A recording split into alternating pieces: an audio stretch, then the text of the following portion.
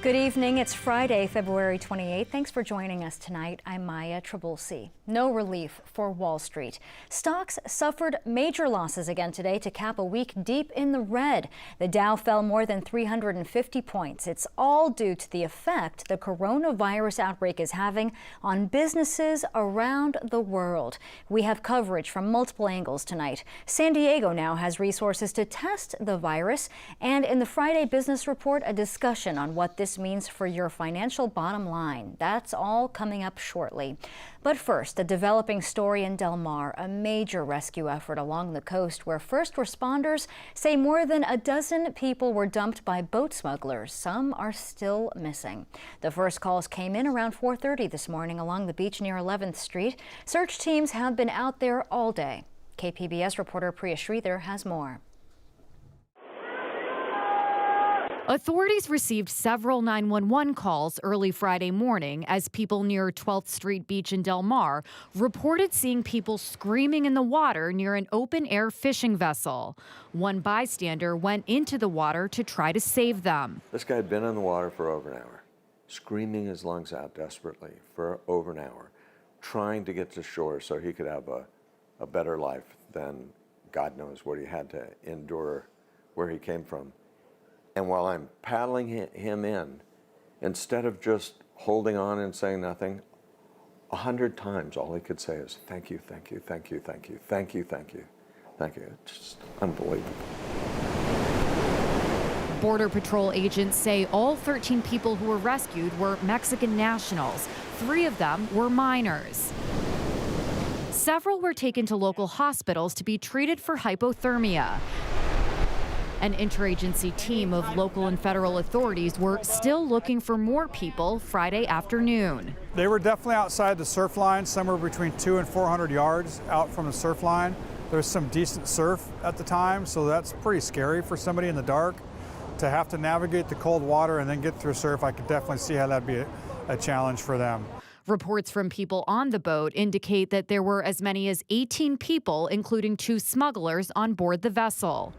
Border Patrol say they've seen an uptick in maritime smuggling incidents in the area. This particular area is a hotspot, and what we believe is because it's proximity to the highways, and it's also very hard to patrol in this area. As you know, there's a lot of windy streets.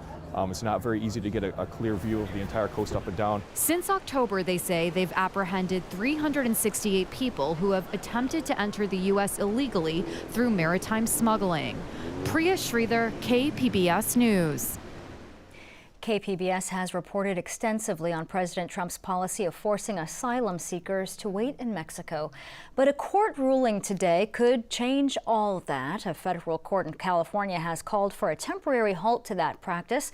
Tens of thousands of asylum seekers have been forced to wait in Tijuana and other border towns over the past year. We'll have a lot more on this coming up. Now to a breakthrough for local doctors monitoring any potential new cases of the coronavirus. The county health department now says it can conduct tests locally. KPBS reporter Matt Hoffman tells us how this will speed up the local response. Right now what he's doing is just a prep. He's just prepping the samples. Right now he's just vortexing. These are actual samples from patients who may have the coronavirus. And this is the reason why he's doing it under the hood. So we have to make sure that we do it properly, not aerosolize, and that's the reason why you saw Javon doing it under the BSL. Under the biosafety cabinet. As of yesterday, the county lab is now fully equipped to look for the virus. I would think this is really very significant. 120 microliters and transfer it to that small tube. The number of cases tested per day will vary based on demand. Today they were testing just 4 samples. But with the coronavirus also being called COVID-19 expected to spread in the U.S., the county is ready to scale up. We have the capability, we have the capacity, and whatever is needed to be done, I think we're going to be able to do. The county can now have coronavirus test results in as little as 24 hours, and that speed can help save lives. 5 days was about average. That's how long County Public Health Officer Dr. Wilma Wooten says it took the CDC to get results back to them before. Faster testing now means if a case does appear, officials can quickly begin to see who else may be infected. It absolutely does. help with a contact investigation. County health officials are monitoring hundreds of people considered to be at a moderate risk for the virus.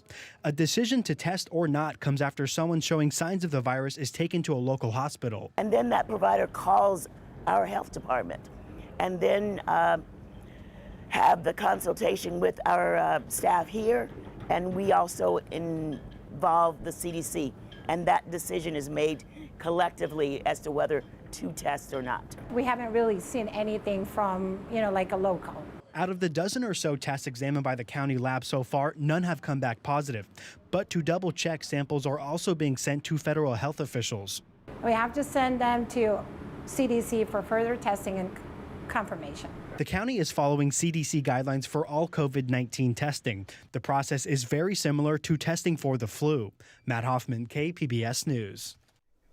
Late this afternoon, health officials in San Jose confirmed a second case of coronavirus from unknown origin, and that means the person had no contact with others who might be infected.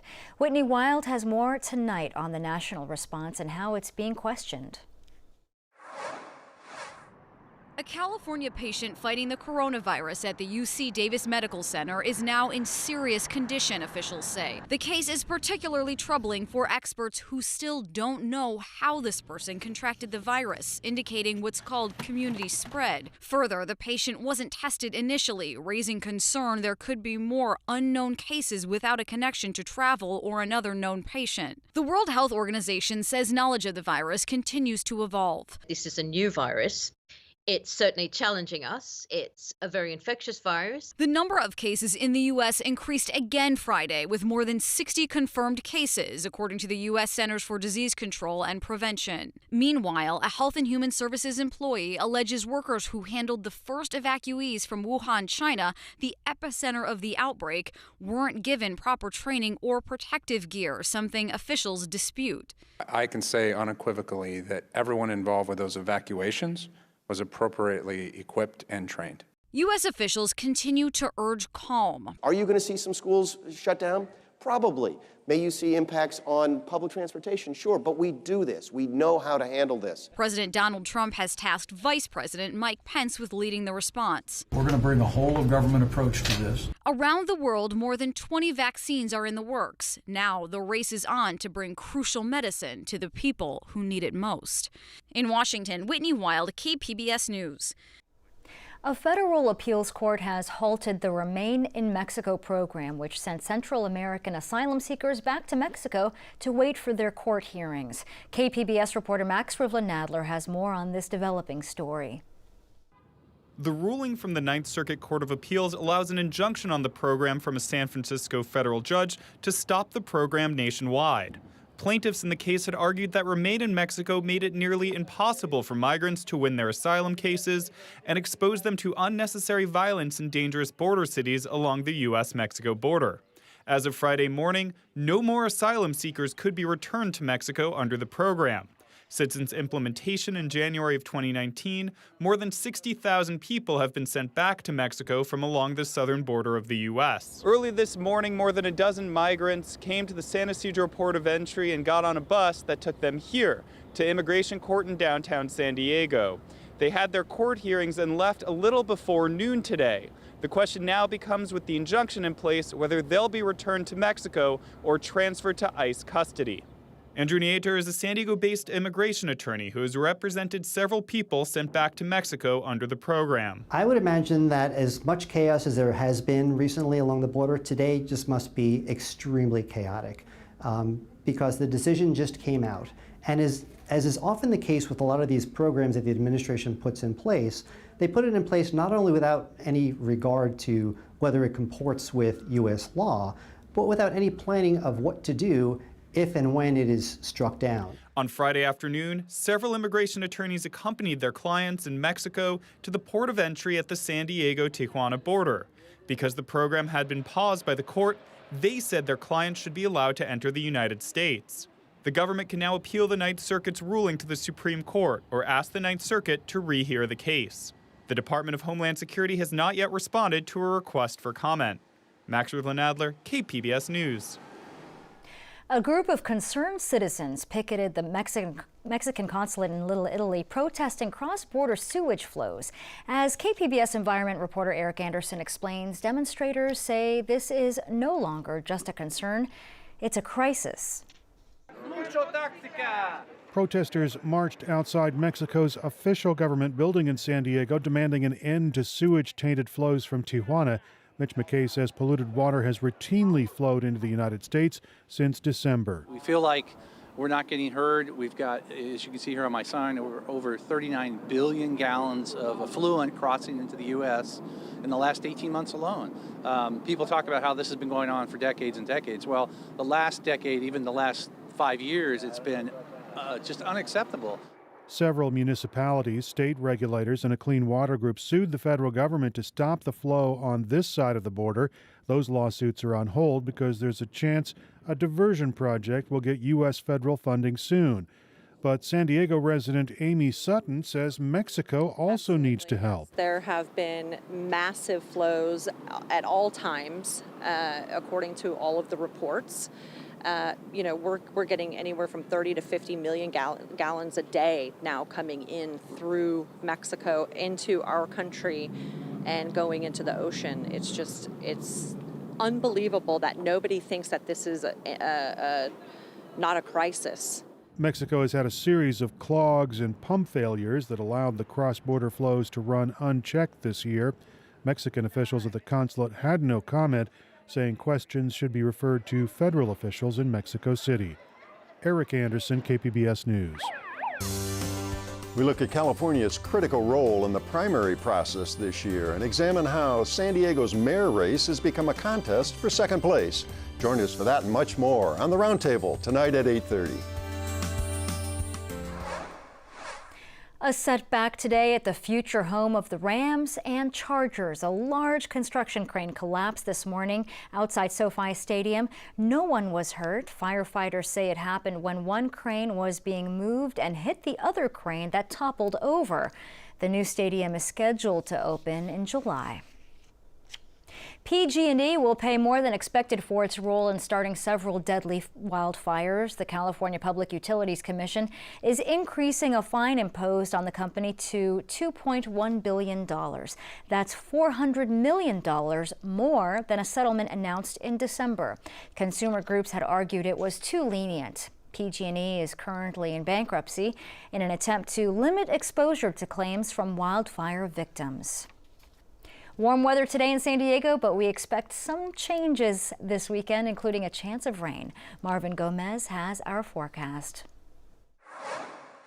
As we look at our futurecast for the rest of our Friday heading into your Saturday, notice that grayish tone here on our map, just indicating some of those high clouds that will be with us tomorrow once again, but not a whole lot of moisture associated as we head into your Saturday afternoon. So we're going to still be dry for most of our Saturday. Saturday night is when things are going to be changing as we have that cold front that again will be diving south into parts of California, Southern California across San Diego County. So for tomorrow, we're looking at a high of 71 degrees across Escondido, Ramona coming up to 70 degrees, Borrego Springs up to 83. And for your Sunday, well, that's when we are going to have the possibility for some wet weather around, especially for Sunday evening all the way into your Monday morning. And it could be breezy in the usual spots, some of the passes and some of the canyons as well. Here's your AccuWeather forecast along the coast. We might need the umbrella for your Sunday. Temperatures only coming up to 63 degrees.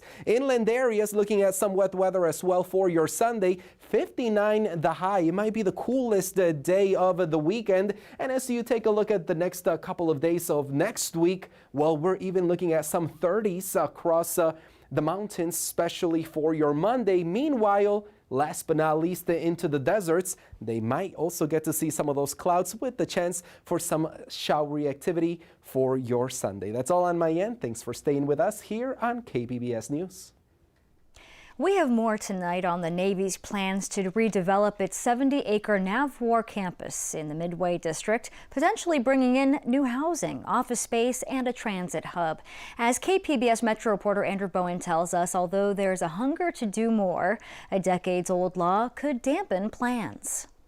I think part of what's really exciting about the Midway area is that there is so much sort of potential energy, we'll call it. DK Anyuo has lived in the Midway district for 5 years and is a member of the community planning group. He says, geographically speaking, it's great, close to downtown and the beaches. When it comes to sort of lifestyle and recreation, though, I would not consider this a very walkable neighborhood. I would not consider this a very sort of aesthetically pleasing neighborhood. We have a lot of really wide streets. In some ways, Midway is very much like a through point. But I think this is sort of like San Diego's little forgotten armpit in a lot of ways. Forgotten armpit or not, Anyuo has hope for Midway. We meet outside the Pechanga Arena, home to the Gulls hockey team. The city of San Diego owns this land, and earlier this month put out a call for ideas on how to redevelop it. Throw in the Navwar project 1 mile away, plus lots of other underdeveloped land, and Anyuo says Midway could be on the verge of greatness. But there's a catch. I believe that the community would develop in a much more interesting and beneficial way if we did not have a limitation of 30 feet. Kathy Kenton is a property and business owner in Midway and the chair of its community planning group. Midway is west of Interstate 5, meaning new development is subject to the strict 30-foot height limit approved by voters in 1972. Kenton says that was a mistake. Midway isn't a coastal neighborhood. No one's ocean views will be blocked by taller buildings here. She says theoretically Midway could still be revitalized without changing the height limit. But if we do, it's going to be pretty dense, pretty tight, and it's going to be pretty flat horizontally. So if we were able to go up higher with redevelopment, then we would be able to add more parks, add more open space, and make a more interesting and enjoyable living area. Any change to the height limit in Midway would have to be approved by city voters, and the easiest path to the ballot box would be through the city council. So here we are, and exciting things are happening, as you know. Councilwoman Jen Campbell's district includes the Midway area. She spoke at a recent meeting of the community planning group, saying she's excited about Navwar, the arena property, and everything else that's about to happen here. We want to make sure that it's done beautifully, nicely, brings the area up, and helps all of us in San Diego. At the meeting, several of the planning group members and members of the public pressed Campbell to make sure their desire to raise the height limit gets heard at City Hall. Campbell says, message received. Yeah, it sounds like you're interested in raising it. Yeah. So that's good to hear, and if you have any amounts in mind or whatever, we'd love to hear about it. Just yesterday, Campbell co-signed a memo with Councilman Chris Cate calling for a ballot measure to repeal the height limit in Midway. The council has until August to decide whether to go along with that request. For some in San Diego, the coastal height limit is sacrosanct. But unlike coastal neighborhoods like Point Loma or La Jolla, not many people actually live in Midway. DK Anyuo, who does live here, says he wants more neighbors, more customers for small businesses, more eyes on the street to deter crime. And he says Midway should do its part to relieve San Diego's housing shortage. We have, in some ways, I think actually something of a civic duty to avail ourselves of as many different opportunities and options as possible. And so like I said, like with Midway being where we are subject, it really is, it would be a failure, a massive failure on city leadership, on I think even us as citizens and civilians, if we weren't able to do that. The City Council approved an update to the Midway Community Plan a year and a half ago, paving the way for up to 10,000 new homes here. And it's starting to bear some fruit. 2 projects are in the works, with hundreds of new apartments either proposed or already under construction. Andrew Bowen, KPBS News. The House today passed legislation aimed at curbing the vaping epidemic among young people. The bill would place new restrictions on the marketing of e-cigarettes and ban flavors in tobacco products, including menthol cigarettes. The Senate is unlikely to approve the bill. Of course, the big business story this week is Wall Street, and earlier I talked about that with SDSU's Miro Kopik for the Friday Business Report. Hello, Miro. A massive drop in stocks because of the coronavirus this week. It's, in fact, a historic sell-off and being called the worst streak since 2008, the 2008 financial crisis. Could this level out this week, do you think? This week has been historic, and it's not, you know, the market's down almost 13%. Today, fortunately, it didn't go down as much. It was a big rally at the very end of the day today. The driver is that a lot of companies are announcing that all their earnings are going to be impacted in this first quarter of the year, which really spooked the market. And so far, we're in correction territory for the stock market. The correction is anytime the market goes down by 10%. Today, we're about almost 13% for this week, but the speed at which this has happened is huge. Now, some of the reasons why is because of the uncertainty of what's happening worldwide. The Chinese have changed the way they report the coronavirus, so that creates an opaqueness there. The United States did a very poor job this week at saying how they would handle the crisis. Nobody knows how long this may go on. Right. This can go on, it can be handled or contained over the next couple of weeks, but the likelihood it's going to carry on in the next couple of quarters. So the sooner this happens, it gets resolved, the better. And it even impacts our everyday lives. Even if you like music, today, K-pop band BTS and rock band Green Day both canceled tours in Asia, so it's impacting everybody. Yes, it is. And for those of us with money in stocks, especially 401k retirement accounts, what should we keep in mind as this continues to play out? You know, the interesting thing here is that this is really a panic that was that there's the fear of the unknown. This is an external shock that doesn't affect the basic way our economy works. You know, in 2008, there was a major systemic-wide structural problem with the financial services sector, insurance, real estate that has been fixed either through legislation or better practices, right? So those stocks have recovered. The fundamentals of companies haven't changed. So some stock analysts might say now might actually be a time to buy. But probably what most investors should be is just keep watching, see how the reports are coming out, and don't worry just yet. The good news is that global health officials have worked really hard at being transparent, trying to contain this. And if you have this kind of global effort, it'll probably, you know, the likelihood that it'll be contained is relatively high, hopefully sooner rather than later. Yes, we hope, but don't panic just yet. Right. And if you're a Padres fan, you're probably not very happy with the recent news. It's going to be a little harder to stream the Padres. What's happening with Fox Sports San Diego? Well, Fox Sports San Diego is not going to be on YouTube TV. The two sides that is YouTube TV and then Sinclair Broadcasting, which bought Fox Sports Network from Disney. When Disney bought a lot of the Fox Network assets last year, couldn't come to terms. Now, it's kind of a little bit of finger pointing, he said, she said.